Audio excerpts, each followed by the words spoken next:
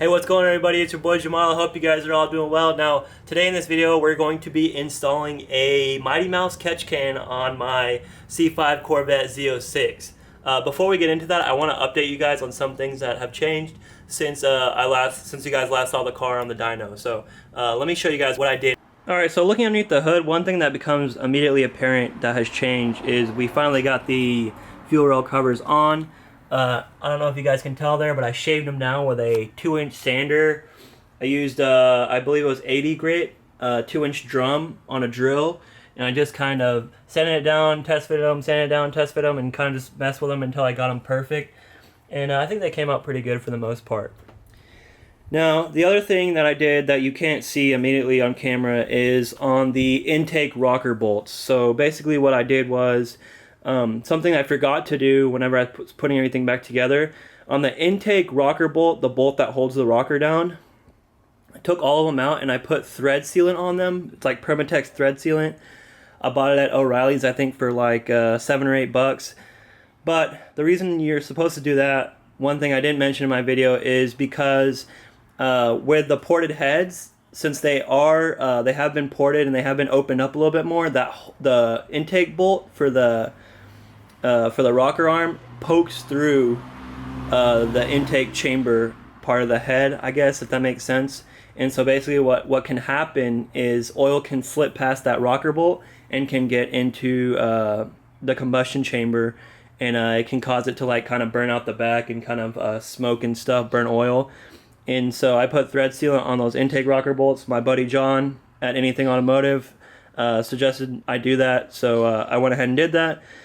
And so the thread sealing is on the intake rocker bolts, got them retorqued and everything, got it put back together, so that's good now. But what we will be doing today is installing a catch can. So a quick search online for Corvette catch cans, you'll find a plethora of information and a plethora of cans. So what I went with was the Mightmouse Solutions catch can. I bought this thing full price on zipcorvette.com. I think it was $243. So definitely on the more expensive side when it comes to catch cans for Corvettes. This is actually the mild setup. They have a wild setup as well, and I have -6 lines and fittings. Obviously, the more horsepower you make, the bigger the lines you want to get. But since it's just a basic heads cam car, there's no force induction or anything like that, I went with the mild setup. So as you can see here, the can comes in this nice like black brushed aluminum finish. Looks really nice. It comes with everything in the kit you need. I've got the head mounts to the head. I got one fitting there. I got the other fitting there.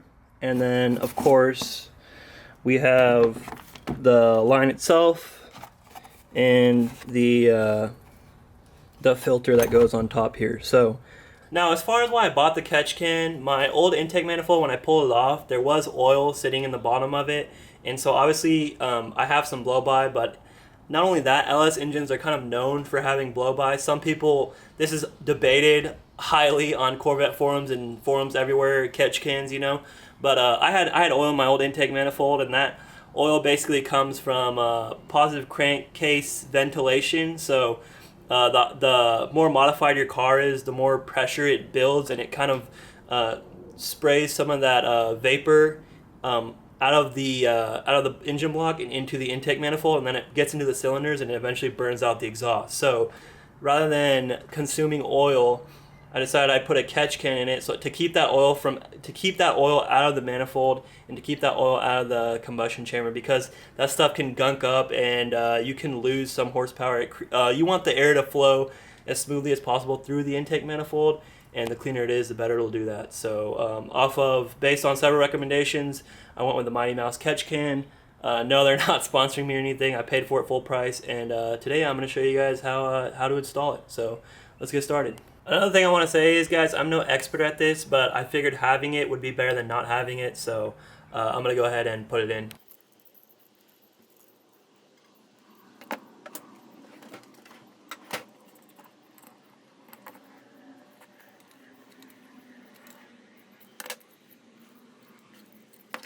Alright guys, so I got the bracket in, I've got it looped around, I've got the fittings, my -6 fittings on, and then I think it's time to test fit it and see how it looks and how long I need to make my line. So I'm going to go ahead and transition to the engine bay and show you guys where I'm going to put it.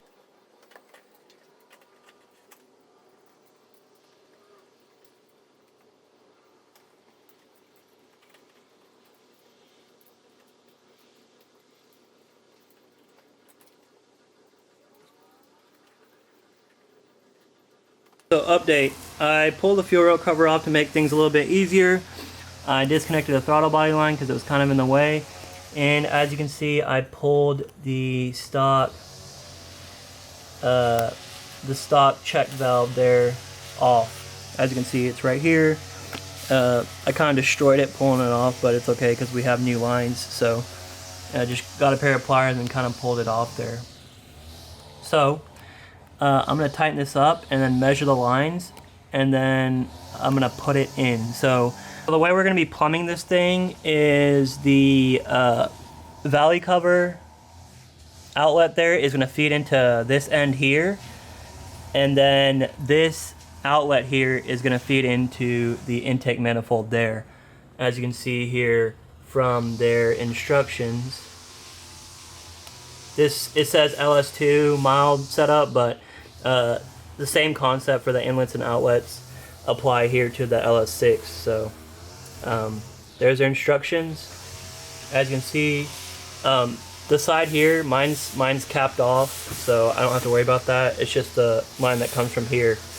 And so I'm gonna measure them real quick, and then we're gonna throw them on. So I'll catch back up with you guys after I do that. So everything is tightened down now. Those two bolts that attach to the head there were 11/16. So tighten those down, and then the little strap that holds the catch can in place, that was an 11mm bolt. So I tightened that one down, and then I cut the lines. As you can see, we've got our outlet out of our oil catch can that goes to the intake manifold, and then we have the line that comes from the valley cover that goes to the inlet of the oil catch can. So everything's good there now. I'm going to button everything up and put the filter on the top of this, and then I'll catch back up with you guys. And that does it. Everything is buttoned up. As you can see, I've slapped the filter on there. You can see the Mightmouse logo on top. Looks pretty cool, actually. And the filter actually sits below the oil cap, so that should give us enough clearance to actually close the hood, so we should be okay there. I've got the line that goes from the head to the intake manifold all tightened up there, and then I've got the throttle body plugged back in. And make sure you check to make sure none of these lines over here are going to hit the pulley or anything. Those should be good and clear. But that should be it, guys. I'm definitely going to keep an eye on the oil catch can, and I'll update you guys in a future video of how much oil I catch. I'll probably drive it until my next oil change, but I'll just monitor it just in case, and then I'll update you guys with mileage and how much oil I caught. So hopefully it was worth it. So we'll definitely see. This is one of those things where it's going to take some time to kind of see if it worked.